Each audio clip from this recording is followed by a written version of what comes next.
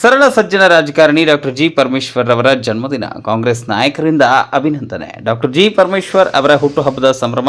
ಸರಳ ಸಜ್ಜನ ರಾಜಕಾರಣಿ ಎಂದು ಅಭಿನಂದಿಸಿದ ಕಾಂಗ್ರೆಸ್ನ ಎಚ್.ಎಂ. ವೆಂಕಟೇಶ್ ನೇತೃತ್ವದಲ್ಲಿ ಶುಭ ಕೋರಿ ಈ ಒಂದು ವೇಳೆ ಪ್ರಜಾಪವರ್ ಟಿವಿ ಮಾಧ್ಯಮ ಮಿತ್ರರೊಂದಿಗೆ ಕಾಂಗ್ರೆಸ್ನ ಎಚ್.ಎಂ. ವೆಂಕಟೇಶ್ ರವರು ಡಾಕ್ಟರ್ ಜಿ ಪರಮೇಶ್ವರ್ ಅವರ ಹುಟ್ಟುಹಬ್ಬದ ಸಂಭ್ರಮದ ಕುರಿತು ಮಾತನಾಡಿದರು. ನಾಡಿನ ಹಿರಿಯ ರಾಜಕೀಯ ಮುತ್ಸದಿ ಕರ್ನಾಟಕದ ಉಪಮುಖ್ಯಮಂತ್ರಿಗಳಾದಂಥ ಡಾಕ್ಟರ್ ಜಿ ಪರಮೇಶ್ವರ್ ಅವರ ಹುಟ್ಟುಹಬ್ಬವನ್ನ ಇವತ್ತು ಮೈಸೂರಿನ ಐತಿಹಾಸಿಕ ಸ್ಥಳವಾದಂಥ ಕೋಟೆ ಆಂಜನೇಯ ಸನ್ನಿಧಿಯಲ್ಲಿ ಇವತ್ತು ನಾವು ಆಚರಣೆ ಮಾಡ್ತಾ ಇದ್ದೇವೆ. ಈ ರಾಜ್ಯ ಕಂಡಂತ ಅಪರೂಪದ ರಾಜಕಾರಣಿಗಳಲ್ಲಿ ಒಬ್ರು ಡಾಕ್ಟರ್ ಜಿ ಪರಮೇಶ್ವರ್ ಅವರು. ಅವರ ಸರಳತೆ, ಸಜ್ಜನಿಕೆ ಬಹಳ ವಿಶೇಷವಾದದ್ದು. ಅವರು ಕರ್ನಾಟಕ ರಾಜ್ಯದಲ್ಲಿ ಹಲವಾರು ಖಾತೆಗಳ ಸಚಿವರಾಗಿ ತಮ್ಮದೇ ಆದಂತ ಛಾಪನ್ನ ಕರ್ನಾಟಕದಲ್ಲಿ ಮೂಡಿಸಿದ್ದಾರೆ. ಅವರು ಉನ್ನತ ಶಿಕ್ಷಣ ಸಚಿವರಾಗಿ ಅವರ ಆಡಳಿತ ಅವಧಿನಲ್ಲಿ ನೀಡಿದ ಕಾರ್ಯಕ್ರಮದಿಂದ ಇವತ್ತು ದೇಶದ ಮಟ್ಟದಲ್ಲೇ ಇವತ್ತು ಶಿಕ್ಷಣ ಕ್ಷೇತ್ರದಲ್ಲಿ ಕರ್ನಾಟಕ ಒಂದು ಪ್ರಥಮ ಸ್ಥಾನದಲ್ಲಿದೆ.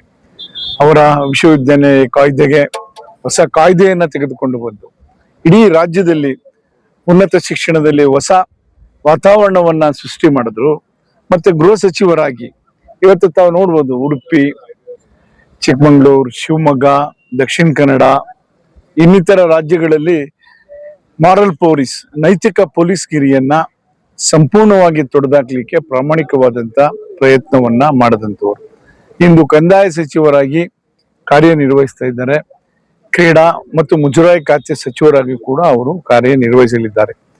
ಅವರೇ ಸ್ವತಃ ಕ್ರೀಡಾಪಟು. ಹಾಗಾಗಿ ಕ್ರೀಡಾ ಕ್ಷೇತ್ರದಲ್ಲೂ ಕೂಡ ಇವ್ರ ಕಾಲದಲ್ಲಿ ಒಳ್ಳೆ ಕೆಲಸ ಆಗ್ತದೆ ಅಂತೇಳಿ ನಾವು ಭರವಸೆಯನ್ನು ಹೊಂದಿದ್ದೇವೆ. ತುಳಿತಕ್ಕೆ ಒಳಪಟ್ಟಂತ ಜನಾಂಗದಿಂದ ಬಂದರೂ ಕೂಡ ಅವರು ಎಲ್ಲರನ್ನು ಕೂಡ ತಮ್ಮ ಒಟ್ಟಿಗೆ ಕರೆದುಕೊಂಡು ಹೋಗ್ತಕ್ಕಂತ ಒಂದು ವಿಶಾಲವಾದಂತ ಹೃದಯನ್ನ ಅವರು ಹೊಂದಿದ್ದಾರೆ.